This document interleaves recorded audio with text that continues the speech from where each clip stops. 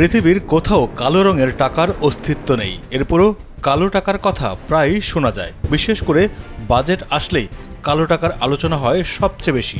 মূলত অবৈধভাবে অর্জিত টাকাই কালো টাকা, যা সরকারের কোনো নথিতে নেই, যাকে অপ্রদর্শিত সম্পদ বলা হয়। স্বাভাবিকভাবেই বাংলাদেশে কালো টাকার পরিমাণ কত তার সঠিক হিসেব নেই। তবে 1972-73 অর্থবছর থেকে 2022-23 পর্যন্ত 50 বছরে পুঞ্জীভূত কালো টাকা ও দেশ থেকে পাচারকৃত অর্থের পরিমাণ 1,44,00,000 কোটি টাকা বলে ধরা হয়। বাংলাদেশ অর্থনীতি সমিতি এমন তথ্য প্রকাশ করেছে। সাম্প্রতিক বছরগুলোতে বাজেটে কালো টাকা সাদা করার প্রস্তাব দেয়া হলেও তাতে খুব একটা সাড়া দেয় না কালো টাকার মালিকরা।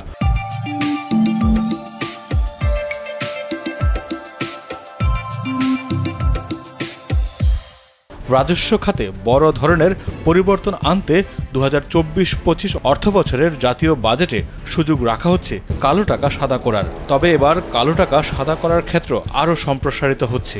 এতদিন ব্যক্তি পর্যায়ে কালো টাকা সাদা করার সুযোগ দেওয়া হলেও আসছে বাজেটে প্রথমবারের মতো প্রতিষ্ঠানগুলোর জন্য এই সুযোগ দিতে যাচ্ছে আওয়ামী লীগ সরকার। এছাড়া ধনীদের উপর কর বাড়ানো এবং সংসদ সদস্যদের আমদানি করা গাড়িতে শুল্ক বাড়ানোর মতো সাহসী পদক্ষেপ যেমন নেওয়া হচ্ছে, তেমনি শিল্পের কাঁচামাল আমদানিতে 1% শুল্ক বসানোর মতো ঝুঁকিপূর্ণ সিদ্ধান্তও থাকছে এই বাজেটে। অর্থ মন্ত্রণালয় সূত্রে জানা গেছে, অর্থমন্ত্রী তার বাজেট বক্তৃতায় কর ছাড় বাবদ অন্তত 1,46,897 কোটি টাকার রাজস্ব ক্ষতির প্রক্ষেপণ তুলে ধরে কর ছাড় কমিয়ে আনার ব্যাপারে কঠোর অবস্থান জানান দেবেন সংসদে।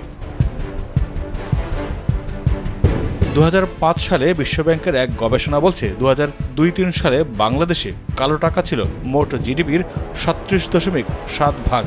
2011 সালে বাংলাদেশের অর্থ মন্ত্রণালয় কালো টাকা নিয়ে একটি জরিপ করে। এতে দেখা যায় বাংলাদেশে 2010 সালে কালো টাকার পরিমাণ ছিল জিডিপির 62.75%, যা বাংলাদেশের ইতিহাসে সর্বোচ্চ।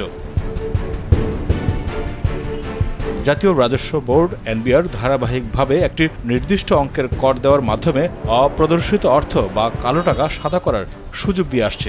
অর্থ আইন 2020-এর মাধ্যমে এই সুযোগ আরও সম্প্রসারিত হয়েছে। 2020-21 অর্থবছরে প্রথম 6 মাসে তুলনামূলক অনেক বেশি অঙ্কের কালো টাকা সাদা করা হয়েছে এবং কর আদায়ও হয়েছে আগের যে কোনো সময়ের চেয়ে বেশি। কালো টাকা সাদা করার সুযোগ না দিলে সেই টাকা বিদেশে পাচার হয়ে যায় বলে মনে করে এনবিআর।